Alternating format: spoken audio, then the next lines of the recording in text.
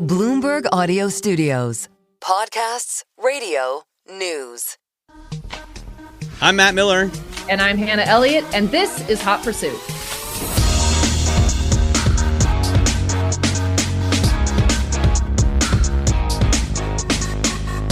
All right, we have a ton of cars to talk about today, which is cool, right? Because...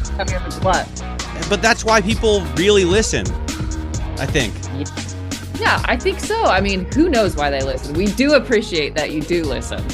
Right, but I think... a number of things. When I buy a magazine at the newsstand, which I used to do when there were magazines for sale at the newsstand, the first thing I do is scan the cover to see which brands and which models are going to be in there, right? So give them the headlines, Matt. What are we talking about? So we're going to talk about the BMW M5.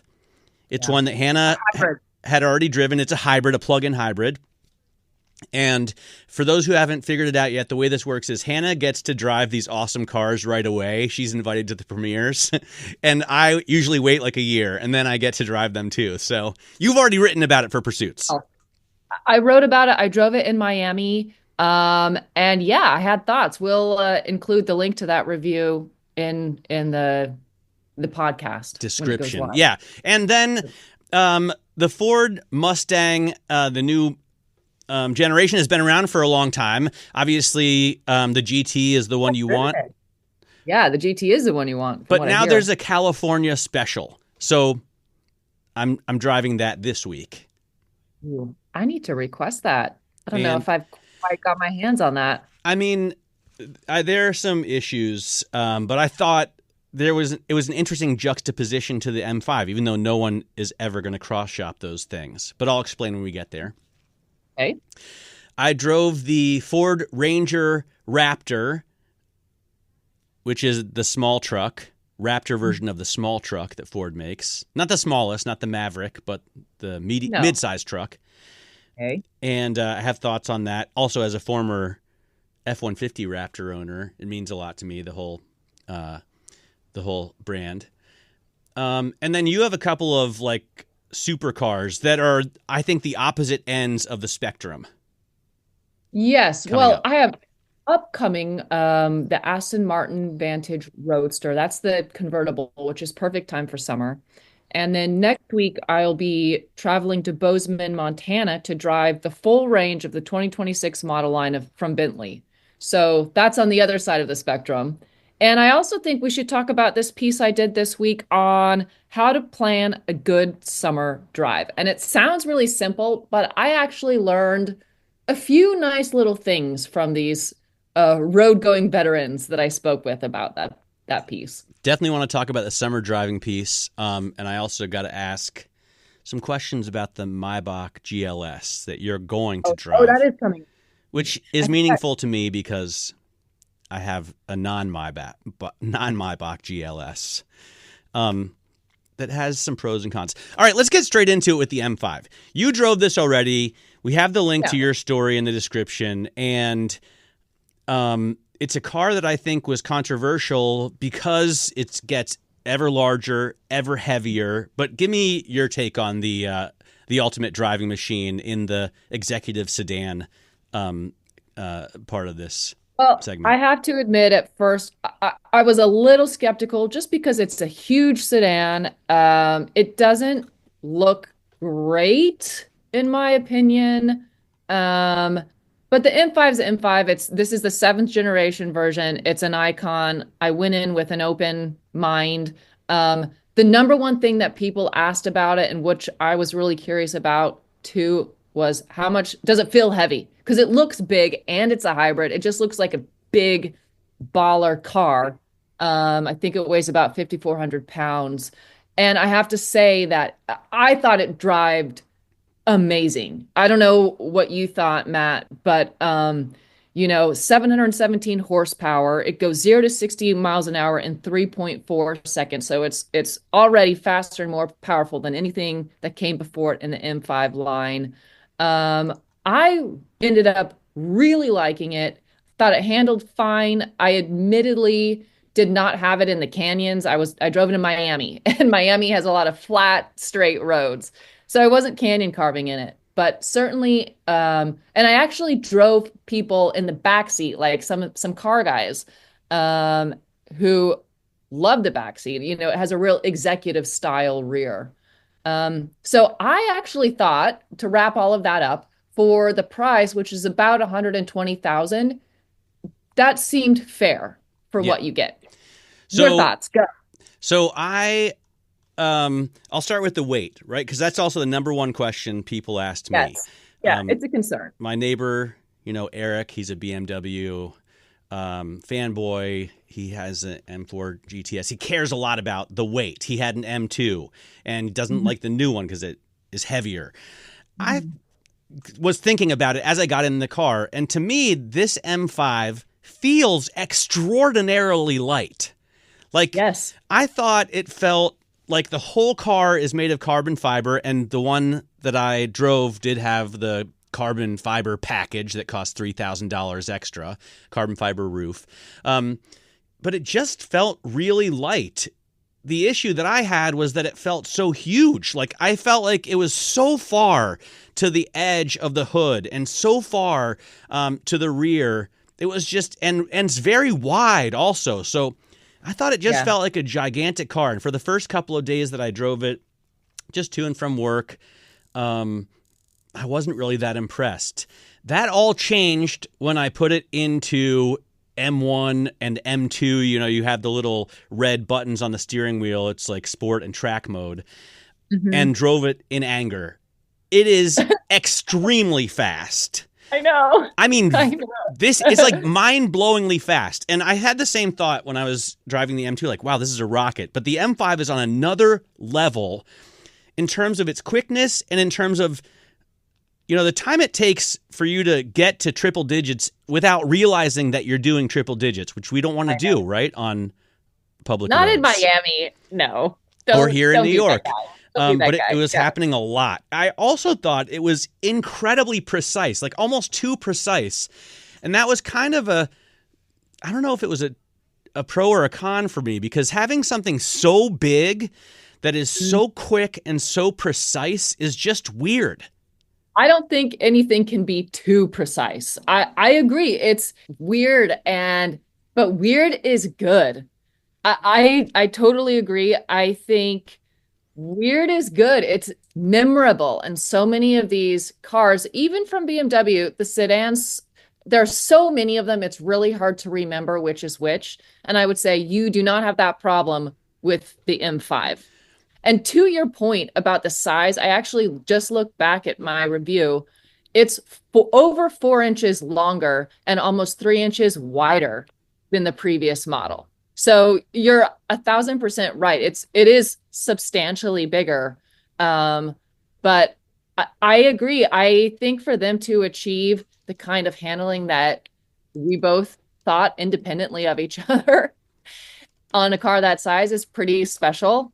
BMW is doing a really, really good job right now in a very tough landscape. They are absolutely crushing it. I mean, the other thing is I didn't feel the hybridness of this car as much as, say, I did in the Corvette E-Ray, right, where they have an electric motor on the front and they have the V8 running the rear wheels. On that, you can really feel it. And it's not a ding. Like, I love, obviously, the E-Ray. I talk about it all the time. But in this, I couldn't really tell, with the exception of just how fast it was getting from 0 to 80. Like, there is launch control also on this car. I didn't even mess around with that. I just you don't need it.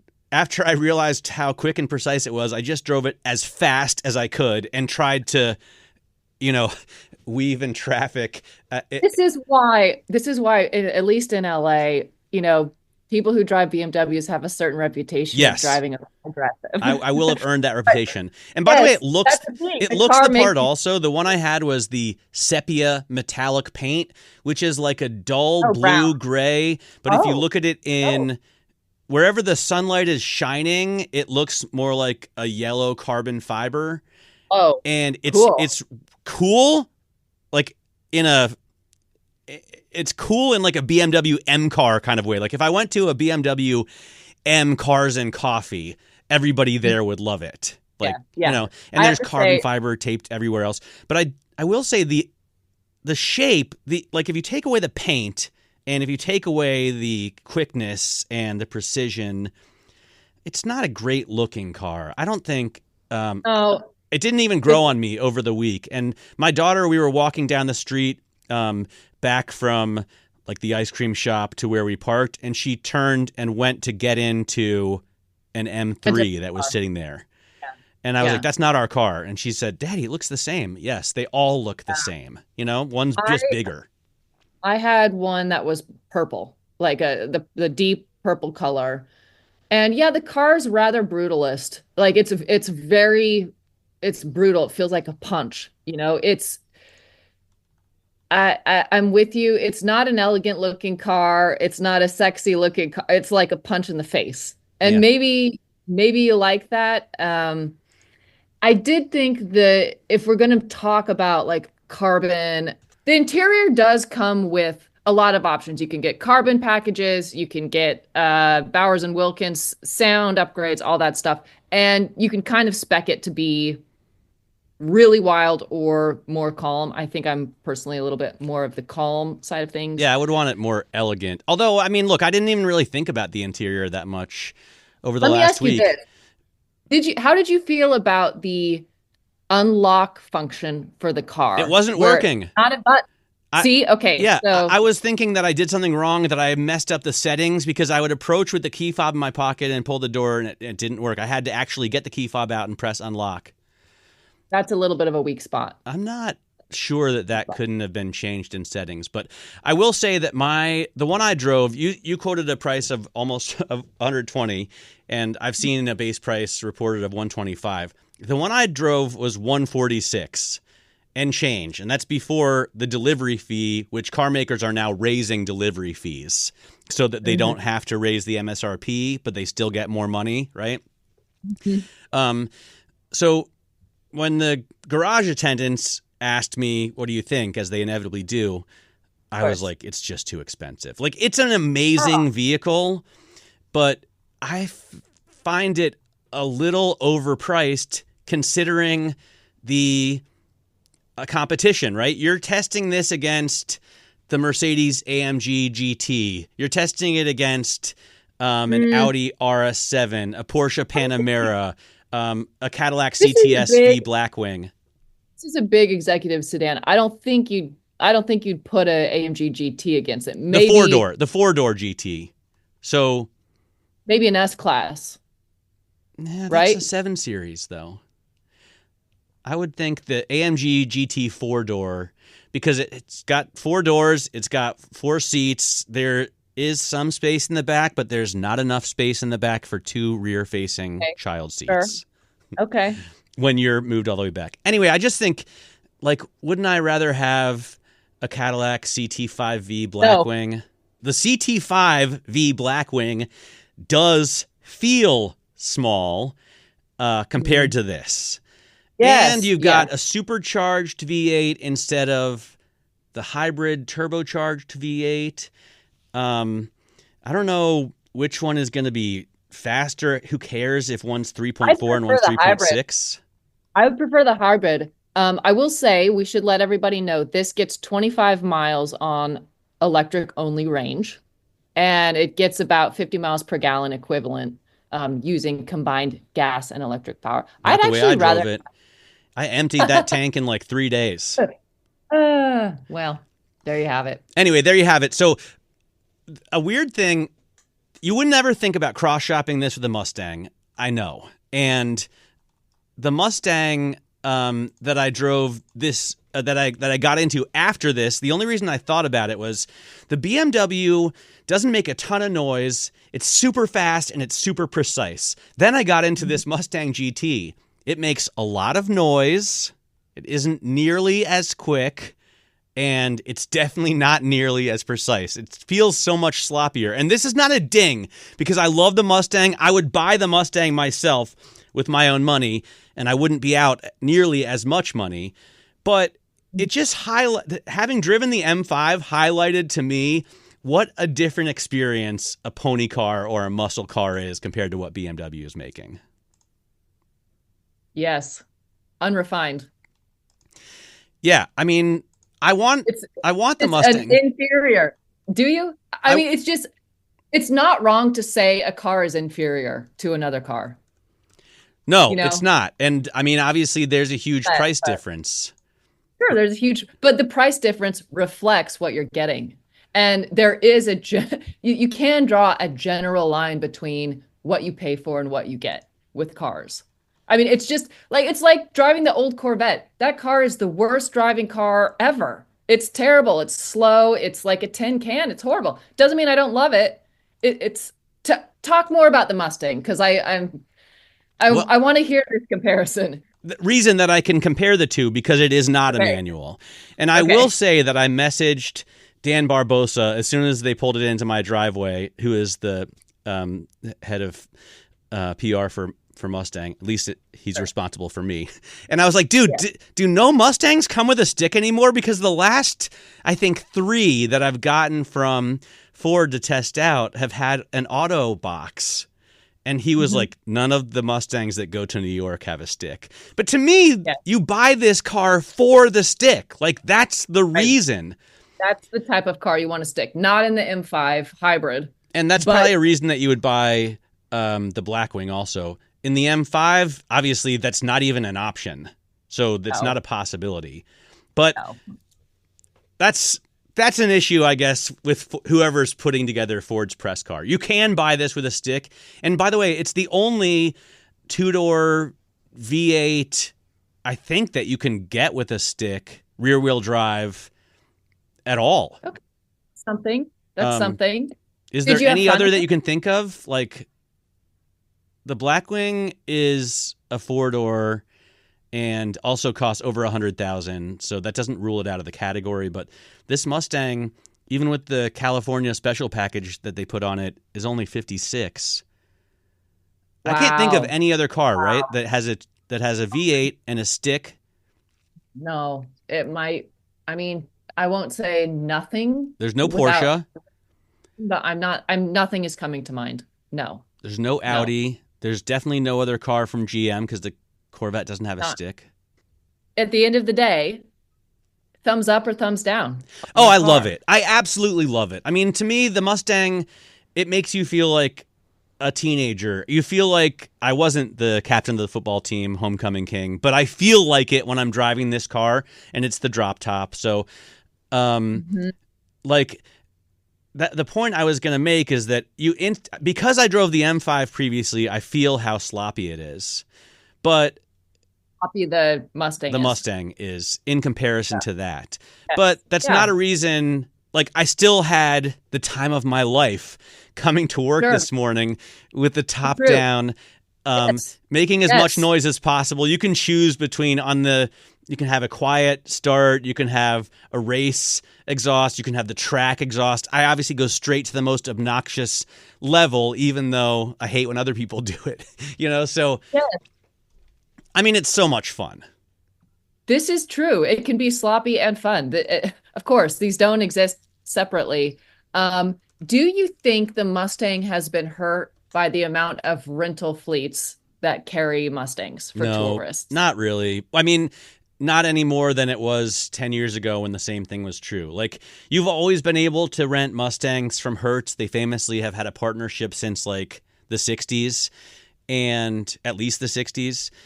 But the same is true with Challengers and Camaros. And so that whole class of car, of which the Mustang is essentially the only one left right now, I think, yes, has been hurt by the fact that they're cheap, crappy versions at Hertz, but there always have been. So they're not hurt any more now than they were then. And frankly, even though it's not an M5, it's a far better vehicle than it was at the time. Oh, well, no question about that. No question. Every vehicle is a far better vehicle. I mean, the baseline for new cars today is eons better than they're way safer, way more efficient, all the things. True. Quieter when you want them to be quiet. I personally for me, would say that the fact that every time I see a Mustang convertible, I assume it's a tourist means I would never want to own one. Or a And four-cylinder. Well, that bothers me less than it bothers you. But, there is something that I think, at least in California, every European tourist rents them and drives them up the coast. And I actually do think that hurts the Mustang brand as being seen as a special car. Yeah. No, I do as well. I just was thinking it doesn't You're hurt saying any it's more nothing now than new. it did 10 Yeah, years ago or 20 years ago. It's always been like that. No. That's true. That's true. I know it's always been like that because I'm the guy at the rental counter who's like, hey, do you have a Mustang? Yeah. There's absolutely nothing wrong with that. My point is more that they're ubiquitous. And I'm all about, if you've got a convertible, you should feel special. It should feel special. And, I love the idea that it feels like you are the only one who has it.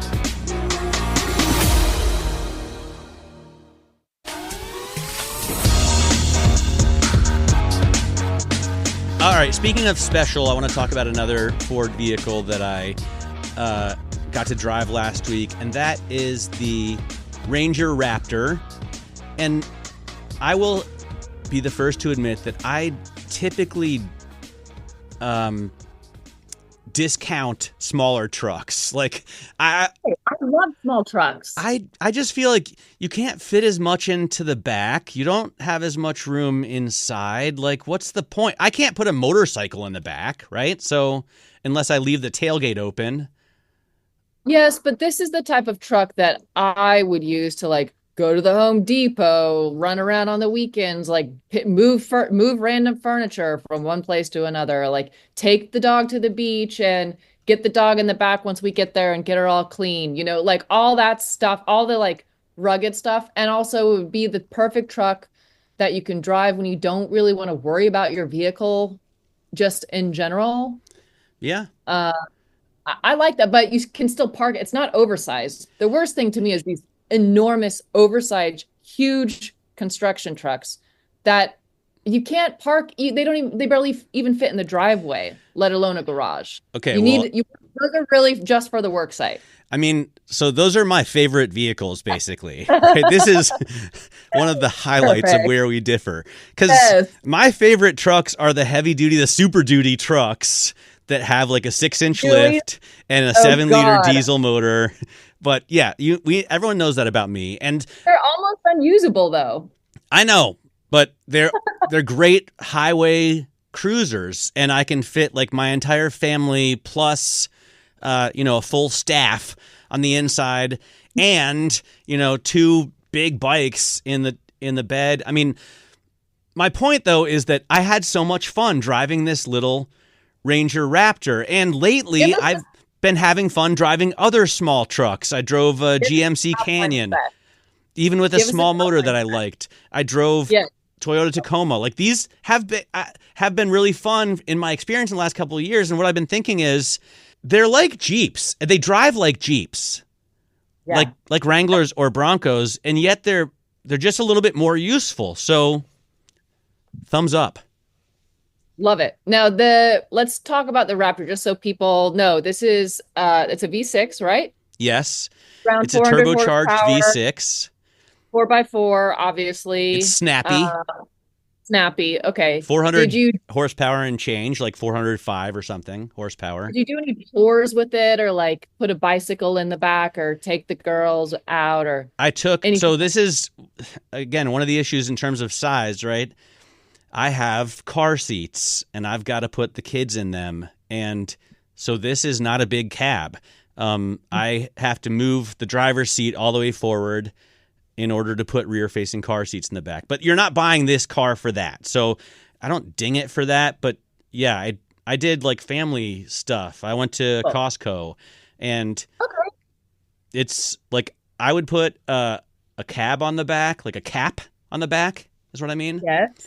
Because if you're going to Costco, you don't want the open back or a cover. But it's just, I felt very Jeepish in this and all these other trucks. But this is another level higher, the Ranger treatment, or the Raptor treatment, I should say, over, you're your base model, but you're paying for that. Like it's almost $60,000 this truck. Would you rather have the $60,000 truck or the 50 whatever $1,000 Mustang?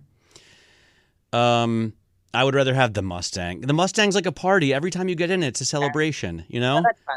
And That's fun. like, fortunately, we already have a family truckster for the Yes. kids. Yes. So if I Yes. had to choose for a second car, the Mustang, Yes. I want to put on a leather jacket when I'm driving it, you know? It's just I love it. so That's noisy great. too. Cool. But yeah, the Raptor, Ranger Raptor, a lot of fun. I'd still prefer an F-150 Raptor Okay. from the first generation when they had the 6.2 liter V8. I haven't driven this this truck, so I can't really talk about it, but sounds awesome. I love small trucks. I mean, I learned to drive a stick on a Ford truck, so I've got a This soft should spot. have a stick, by the way, which it's not available with a stick. And I know that, I mean, people probably get annoyed hearing me say this all the time, but I just don't get it. Like, why wouldn't you make a stick? Inconvenient. And expensive. I talked again with people from GM Yeah. this week, and I was asking Yeah. again I why know. there's no stick in the Corvette. And No, it's just the same answer. I mean, nobody buys them, and so it's not worth the money to put it in. I mean, well, yeah. the good news is that it makes the trucks that had a stick shift or the cars that had one Totally. special. I saw a C6 Corvette Z06 driving down the highway the other day, and I was thinking, what a sweet purchase that is now. Like, Mhm. or a C7, right? Uh-huh. Obviously, the C8's an amazing vehicle, and the performance is incredible, but now you can just go back and get one of those for much less money, and you actually get to roll your own gears. I think honestly, you're right about the C6. It's going to age better and better. I'm not honestly in love with it at this point, but probably in 10 years I'll think it's cool. Yeah. Let's be honest. Maybe not as cool as the well, first of all, let's talk about the story that you wrote for on Sure. summer driving. Yeah, Um, summer driving. What's the idea? Like I did a Yeah. 300-mile trip on my hog the other day, which was pretty awesome. But I'd you're love to thinking know the about a ritual. car. This is more about cars, but it's a very simple idea. Obviously, we're now in quote unquote the summer season. Memorial Day is gone, and a lot of people are going to do road trips. Some people take them very seriously, and the people that I spoke with for this story, for instance, this one guy, he goes by Pelly. He drives from Portland, Oregon, down to LA often, and he avoids I-5, which is the main thoroughfare. He does everything he can, even if it adds a day of driving, to go on back roads. And his big hack, which I thought was really smart, was he uses a print road atlas and he looks for water. Because typically, if there's a river or a coastline or even, lakes, there's going to be an interesting road that follows the water. Such a So good I thought point. it's a really good point. And this guy's my age, so he still does remember being a little kid and their parent, your parents have the Rand McNally Road Atlas out and they're like trying to find where to go. And I said, obviously you can use apps if you want. He also suggested, if you look at message boards that bicyclists use, like very serious cyclists, they also know really good roads because they're trying to avoid major highways and they want curvy, nice country roads, just like drivers. But the follow the water, I think was my favorite piece of advice. That is a great piece of advice. Yeah. I mean, it's also really nice to actually look at the water and your surroundings. The main thing I've taken away from my recent transition to Harley Davidson rider is if I'm not trying to go as fast as I can, which on a Ducati, I'm always trying to push the limit. On the Harley, I'm happy to just cruise along, and I actually have time to look around me. Yes. And I would love to drive more roads that are next to water because it's not just, to get the curvier, twistier, more undulating road, but you also get like really cool visuals. Yes, it's very peaceful. Pelly also said, obviously, it's worth it to get up at dawn. Obviously, during summer months, you want to avoid the heat, number one. But also, number two, if you are driving early, the water, whatever water you're by is going to be gorgeous. You'll avoid traffic. The light's better if you're taking photos and just intaking beauty. Like beauty for itself is valuable, has a lot of value. And so yeah, we did talk about just being by water is naturally calming. Now, can we talk about your motorcycle ride? Yeah, that was awesome. I did it all in one day in terms of the ride from Fredericksburg to Scarsdale.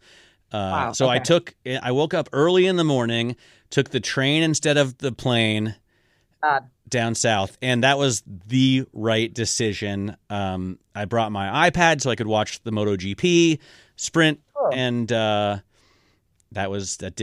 did not disappoint. And then I got down there around 2:00, picked up the bike, and I was home by like 9:30. It was initially like the first half hour or so was terrifying because I don't know this bike very well, and I'm immediately on 95 north. It's like a 5-lane highway with every truck trying to kill me. But then it got into like a nice winding 2-lane road into DC, and everyone who's driven around in and around DC knows what I'm talking about, like a sort of parkway. And that there's kind of like stop and go traffic the whole time, but moving at a pretty brisk pace. So on a motorcycle, you get a chance to do a lot of weaving and lane splitting at slower speeds. And it's a huge confidence builder, like absolutely gigantic. So then for the rest of the time, I'm wanting to get home. So like pedal to the metal, pushing triple digits, but not quite. And it was a great ride. Yeah, really good. It's such like 7-hour ride. It took me about 7 hours. And it's like, obviously on that trip, I'm not enjoying myself so much. I'm just trying to make good time and get home. But then I took the bike out the next day for most of the day, around me, up to Bear Mountain, out to Connecticut, all around. And it's just a totally different vibe riding a Harley than a Ducati, even like a Multistrada, because I found myself like often going under the speed limit. Wow. Which just because I was chilling, like, you're on like a road sofa, you're like looking around. It's very different. Feel any particular fatigue in your body after, especially like the longer ride? On the long ride, a ton of it in my hips and my legs in general, because I'm not used to having my feet in front of me. I'm used to riding a motorcycle with my feet behind me. Yeah. So it'll take a while, I think, for those muscles to develop. But I think, my biggest takeaway was it's just so there's a feeling of fullness, of warmth when you have that much displacement motivating you with the same amount of cylinders. Like my Ducatis are mostly like 1,000 or 1,200 cc's for 2 cylinders. And this thing is like 2,000 cc's for 2 cylinders. And, I'm not up in the high revs. I'm holding around 2 or 3, maybe 4,000 max for the most part. And it's just like you've got so much more there. It's just a really different feeling and really rewarding. Did people treat you differently on a Harley than they do on a Ducati? Drivers or people at gas stations and stuff? I don't think I've had enough time with it to know the answer to that. But I mean, I know that it's a totally different kind of cosplay. Both things are, right? But the wardrobe's going to change for sure. On the Ducati, it's like a Power Rangers thing. You've got sliders everywhere, and and on the Harley, it's much more chilled out. Like now I understand why you'd want to ride just in a Hawaiian shirt. Are you going to Sturgis? Is this the beginning of your Sturgis era? I don't know, because I'm too scared of like the 1%ers. I don't want like I'm a softie for sure. Yeah.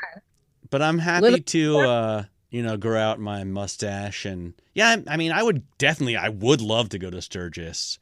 But I ride around and I see other Harley guys, and I know, okay, that is a suburban dad pretending he's a motorcyclist for the day, you know? Do they like, acknowledge you? Do they give you Yeah, a for little sure. something? You know, everybody gives the 2 wheels down sign, and Yeah, okay. but Good. that's the same, I think, on all motorcycles. Even scooters, I'll flash them a peace sign. So, so there's not a special, I mean, forgive my ignorance, there's not a special sign only among Harley riders? No, it's the same as Okay. anytime you Same see as another every- motorcyclist. Now, a lot of Sure. times, sport bikers won't maybe acknowledge Harley riders or vice versa, Yeah. I think. But it's the same signal, 2 fingers, Sure. like, Yeah.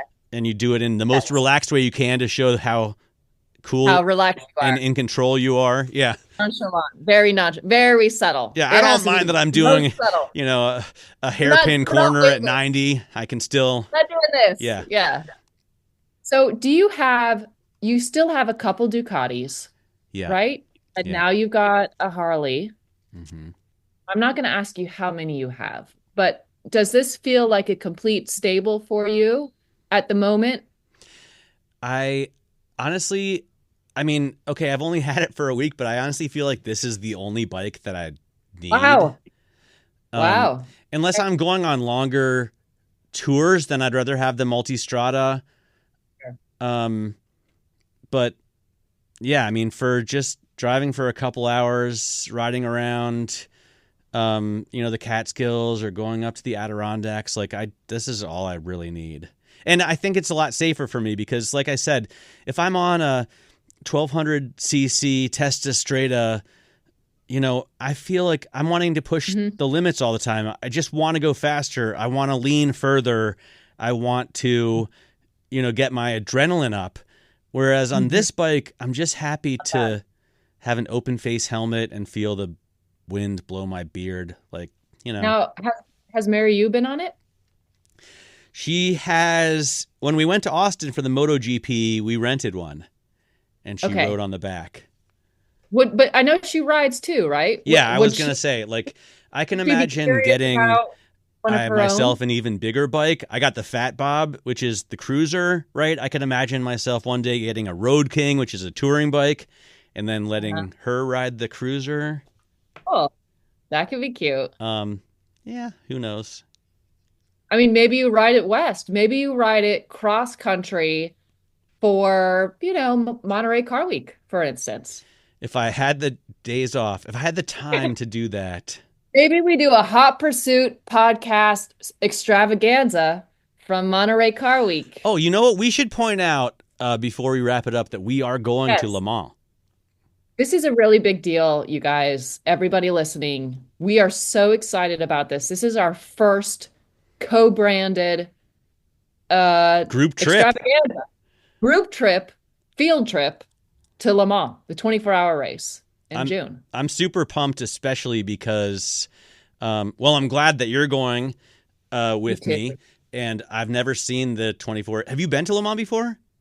I've been to the track. I have not been to the race. Okay, I have also very not excited. been to this 24-hour race or any 24-hour race. So I've been to Daytona. It's grueling. It is grueling, but it's fun. I'm sure it'll be grueling, and also I don't drink anymore. So what do you do for 24 hours?